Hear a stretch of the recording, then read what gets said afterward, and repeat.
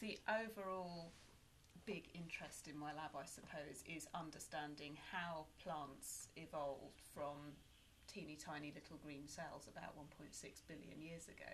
So we're interested, if you think about all the plants that you see around nowadays, you have trees, you have things with flowers, you have mosses, you have crop plants, all these this huge diversity of plants. We want to know what are the molecular and cellular mechanisms that created that diversity. How has this happened?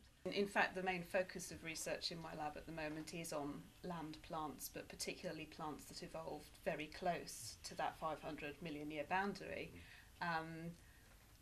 Because much more is known about land plants at the molecular level, people have sequenced the genomes of land plants, and they've really had a look to study at the cellular level how these plants become complex, how do they do what they do, how do they flower, how do they make roots, this sort of thing.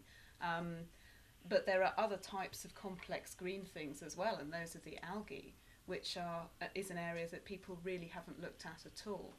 What I think, my theory is that you have plants that are complex, plants on land are complex, and you have algae in the sea, which are also highly complex, but as I say, not very well studied. And my hypothesis actually is that there is a common molecular toolkit that makes both these groups of green things complex.